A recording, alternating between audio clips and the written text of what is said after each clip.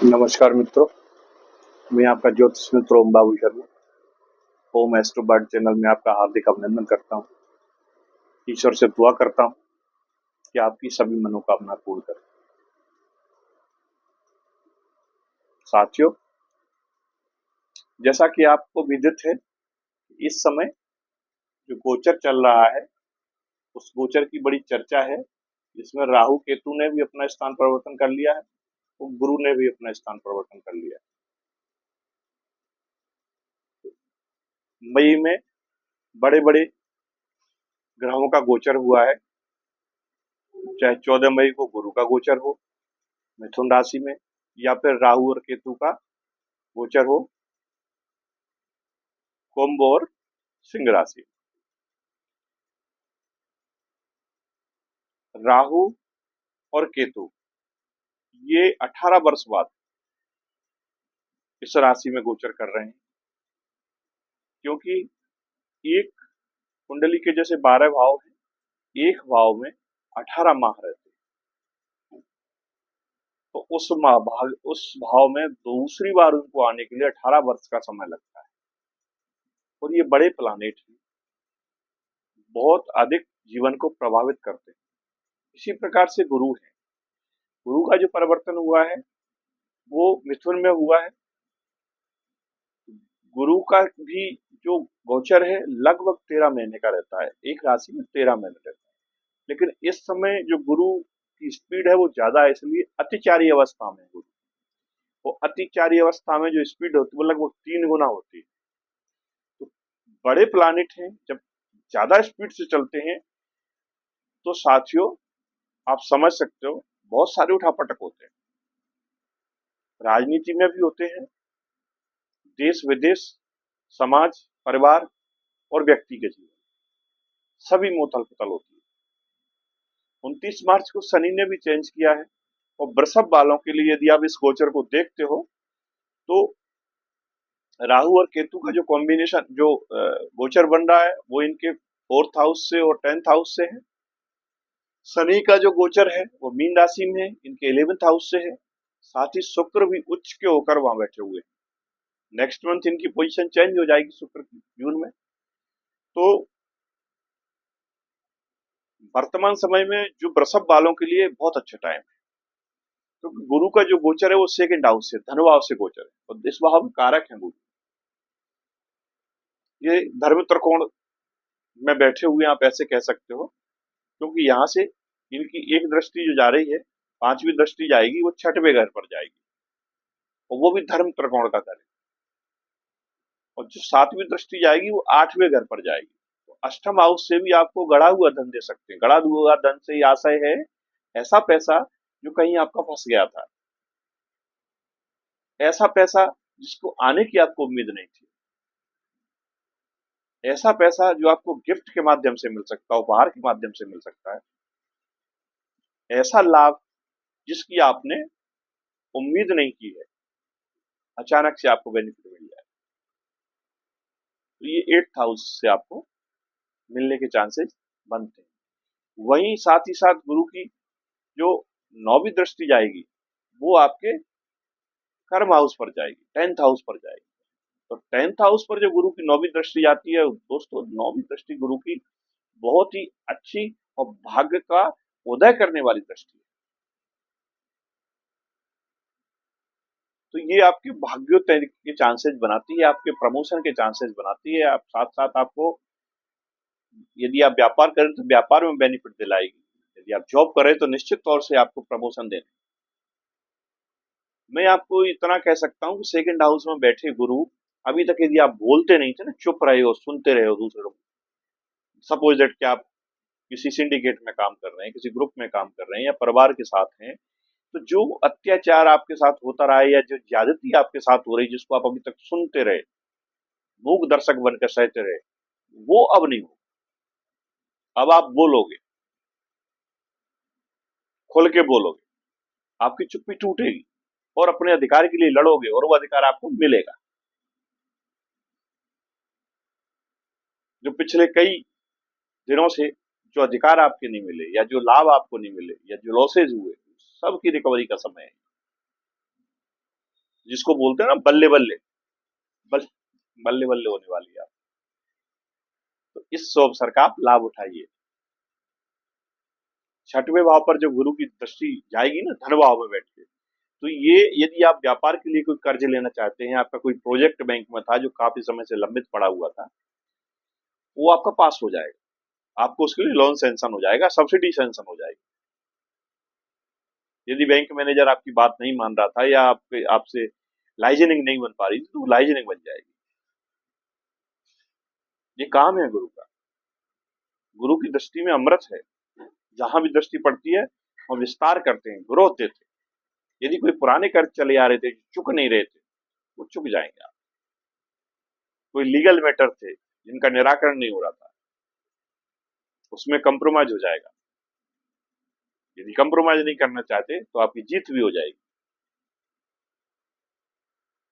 पर हाँ, शत्रु बढ़ेंगे, क्योंकि गुरु का काम है इनकी दृष्टि का, जहां भी इनकी दृष्टि पड़ती है वहां ये विस्तार करते हैं, फैलाव करते हैं। तो आपके एक तो छुपे हुए दुश्मन उभर के सामने आ जाएंगे, जिनको आप मित्र समझ रहे थे, उनकी जो मुखौटा है ना, वो मुखौटा उतर जाएगा गुरु के गोचर।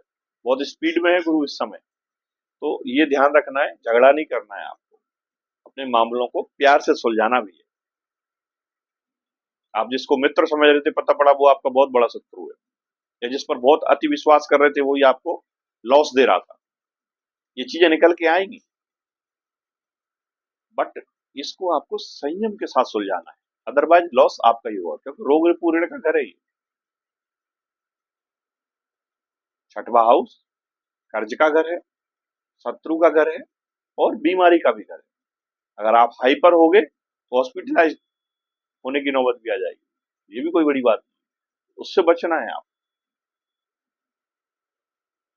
यदि आपकी कुंडली में गुरु अच्छे हैं, चूंकि आपके राशि के स्वामी शुक्र हैं, और शुक्र और गुरु आपस में बहुत अच्छे मित्र नहीं है, ये अलग अलग ग्रुप के, लेकिन फिर भी स्वभाव से गुरु निर्मल है, संत है, ये किसी का लॉस नहीं करते, बुरा नहीं करते। शुक्र मीन में बैठे हुए हैं, लाभ भाव में बैठे हुए, उच्च के होकर बैठे हुए, तो ये आपको लाभ देने के लिए ही आए हैं। आप जितना बेनिफिट ले सकते हो लीजिए, क्योंकि वो लाभ भाव में बैठकर आपके फिफ्थ हाउस को देख रहे हैं, आपकी संतान की तरक्की का समय है। यदि आपको संतान नहीं है तो कंसीव हो जाएगा मामला।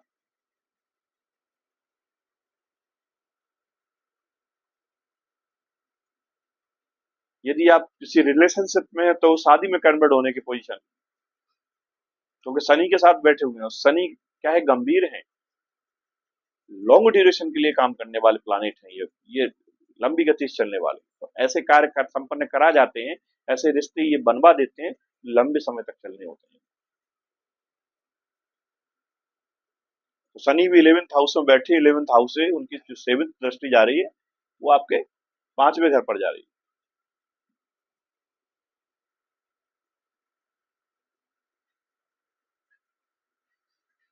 तो इस अवसर का दोस्तों लाभ लीजिए। राहु 10th हाउस में बैठे हुए आपके कर्म भाव में, अगर आप राजनीति में हैं तो ये आपके प्रमोशन का समय है। आपको ऐसे चांसेस मिलेंगे इस 18 महीने के दौरान कि आपका पद प्रमोशन प्रतिष्ठा बढ़ेगी, आपका इंक्रीमेंट लगेगा। यदि आप विधायक हैं तो मंत्री बन जाएंगे, यदि आप उसमें मेंबर हैं किसी कमेटी में तो उसके चेयरमैन बनने के चांसेस है। इस मौके को बनाइए, जाने मत दीजिए, और धन भी मिलेगा। क्यों? क्योंकि गुरु जो है धन के घर में बैठ के और आपके 10वें घर पर दृष्टि डाल रहे हैं, वो भी कौन सी दृष्टि? 9वीं दृष्टि, जो कि भाग्य को सपोर्ट करती है, भाग्य की दृष्टि है। तो प्रारब्ध में भी आपका पूर्व जन्मों का भी जो पुण्य आपने कमाया वो उसको बुनाने का समय है।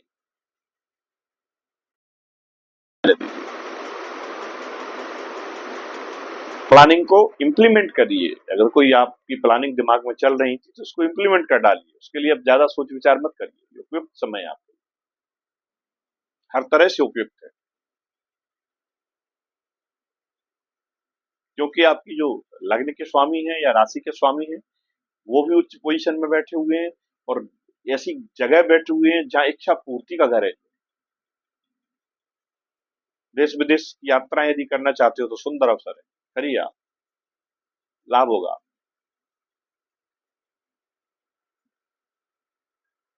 इसी के साथ साथ यदि आप मंगल को देखें तो मंगल आपके नीच के होकर थर्ड हाउस में बैठे हैं, छोटे भाई बहनों से वाद विवाद हो सकता है।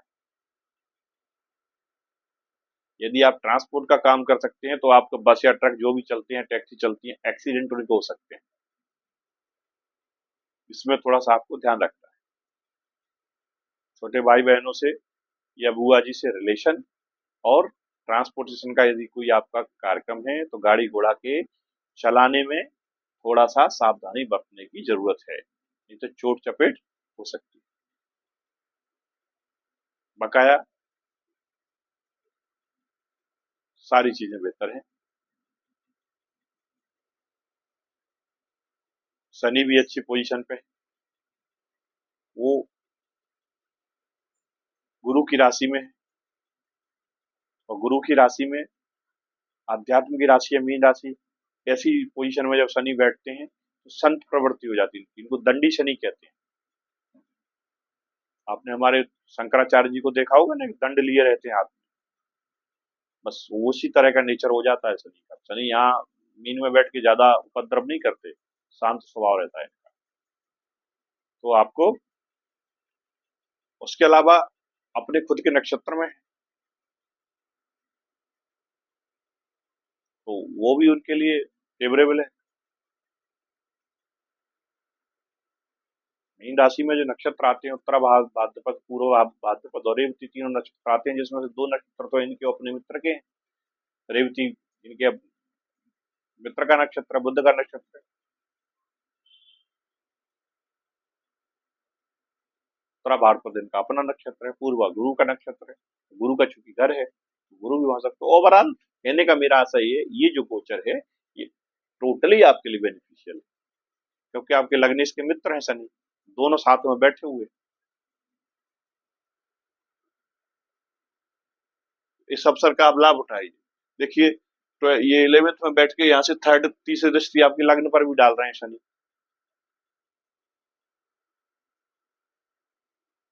तो वाणी में आपकी गंभीरता आ जाएगी, विचारों में गंभीरता आ जाएगी, डिसीजन मेकर बन जाएंगे आप। अगर नहीं ले पा रहे थे अभी तक डिसीजन तो अब लेने लगेंगे आप। राहु का और गुरु का जो बन रहा है कॉम्बिनेशन, नवम पंचम का कॉम्बिनेशन बन रहा है। राहु की 5वीं दृष्टि गुरु पर जा रही है, गुरु की 9वीं दृष्टि राहु पर आ रही है, नवम पंचम ये अच्छा योग होता है।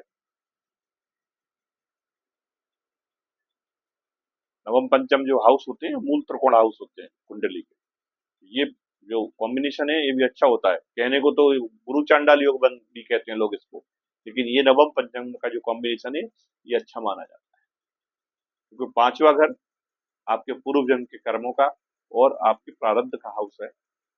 वहां से जो आपको गेन होना है वो गुरु आपको देंगे, क्योंकि आपके कर्म भाव पर नौवीं दृष्टि डाल रहे हैं और धन के घर में बैठे हुए, आप समझ सकते हो। एक चीज और, राहु की जो 5वीं दृष्टि आपके धन भाव पर जा रही है, तो आपको एक चीज का विशेष ध्यान रखना है कि जो पैसा आप कमाओगे वो पैसा क्या है रुकेगा नहीं, तो उसको आप अचल संपत्ति में इन्वेस्ट करें। आप गोल्ड खरीद लें या आप कुछ प्लॉट ले लें, मकान का रिनोवेशन कर लें, कोई असेट्स बना लें, ये थोड़ा ध्यान रखें। क्योंकि राहु का जो पैसा आता है ना वो बहुत स्पीड से आता है और एकदम से आता है और खर्च भी वैसे हो जाता है, ठहराव नहीं होता उसमें। शनि जो पैसा देते हैं हमको उसमें ठहराव होता है।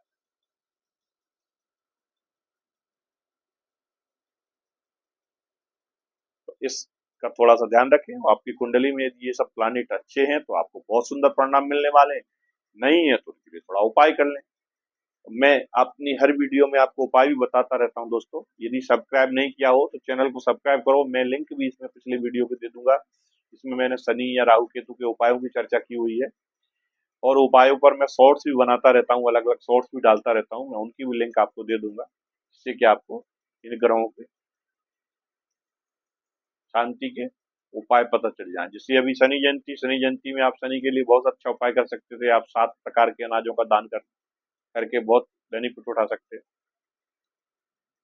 शनि मंदिर में जाएं, वहाँ दीपक लगाएं पीपल के पेड़ के नीचे, अपने पितरों को नमन नमन करें, उनसे बोलें कि भाई सहयोग करें हमें।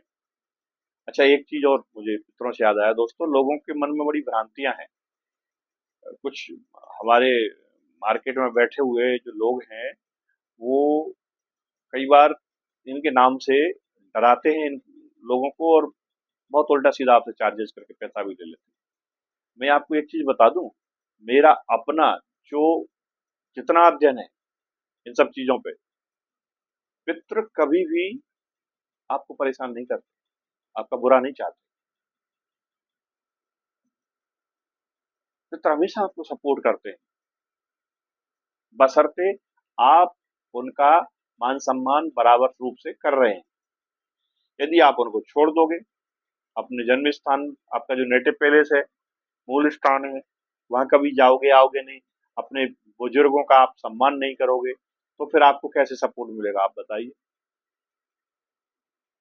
वो सिर्फ उनकी ये इच्छा होती है, यदि वो मोक्ष नहीं हुआ उनको, कि आपके माध्यम से कुछ ऐसे कर्म हो जाएं जिससे कि उनकी आत्मा को मोक्ष की प्राप्ति हो जाए, बस इतनी अपेक्षा उनको रहती है। लेकिन इसी के नाम पर आप देखिए, अगर हम 100 कुंडली देखते हैं तो 100 में 90 कुंडलियों में पितृदोष या निकल रहा होता है। तो सब इसका ये पूजन कराओ, इसके लिए यहाँ जाओ, त्र्यंबकेश्वर जाओ, फला जाओ, ढुका जाओ। अरे आदमी को खाने को नाज नहीं है भैया, वो कहाँ त्र्यंबकेश्वर जाएगा। तो मेरी आपको राय है कि मेरे भाई अपने घर में ही एक घी का दीपक लगा लें। घी अगर आपके पास नहीं है, तेल का दीपक लगा लें। डेली शाम को जब आपको समय मिलता है, सोने से पहले एक बार शाम को उनके नाम के दीपक जला लें, उनसे प्रार्थना कर लें पितरों से कि कृपा करो हमारे ऊपर, दया दृष्टि रखो। हाँ, उस दीपक का स्थान बार बार नहीं बदलना है। कच्चा दीपक रखो, कच्चा माने जो मिट्टी का आता है, पीतल का या सोने का या चांदी का कोई रखने की जरूरत नहीं है आपको। सिंपल मिट्टी का जो बाजार का दीपक आता है, वो दीपक। वो भी आपके पास नहीं है तो आटे का बना लो आप, खाना आपके यहाँ रोज बनता ही है, आटे का दीपक बनाओ, तेल की बाती रखो। अगर घी नहीं है, घी है तो बहुत अच्छी बात है, सोने पे सुहागा है, नहीं है तो आप तेल का यूज करो। और पानी का अर्घ भी अगर आप दें तो और अच्छी बात है, तृप्त होते हैं पितर इससे।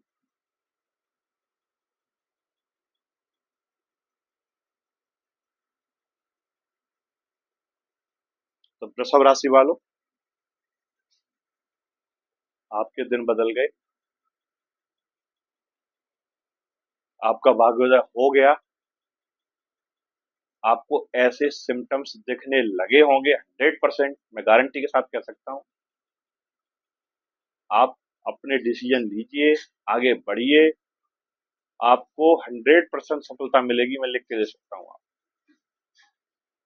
एक बार अपनी हॉरोस्कोप जरूर दिखा लें किसी अच्छे ज्योतिषी से, जो भी आपके नियर अबाउट हो या जो आपके संपर्क में हो। यदि आप हमसे भी अपनी कुंडली का विश्लेषण करवाना चाहते हैं तो हमारा नंबर आपको थंबनेल में मिल जाएगा, या आपको डिस्क्रिप्शन में भी मिल जाएगा। 8462043032 ये हमारा नंबर है। एक बार दोबारा सुन लीजिए, 8462043032, यानी 8462043032। ये हमारा व्हाट्सअप नंबर है, आप इस पर मैसेज दे सकते हैं, और मैसेज दे के अपना स्लॉट बुक करा के आप हमसे भी सलाह ले सकते हैं। उसके लिए एक निर्धारित शुल्क है, क्योंकि समय की ही सारी कीमत है दोस्तों।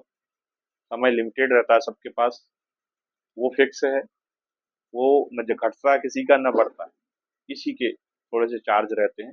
बकाया हमारे यहाँ लूट खसोट वाला कार्यक्रम नहीं है। हम किसी को कोई रत्न सजेज नहीं करते, किसी को कोई बड़ा पूजा पाठ सजेज नहीं करते, कोई बहुत बड़ा जाप, पाखंड, अनुष्ठान, यज्ञ, भागवत, किसी चीज की सलाह नहीं देते। क्योंकि जाहिर सी बात है कि हम लोगों के पास आते ही वो लोग हैं जो परेशान होते हैं।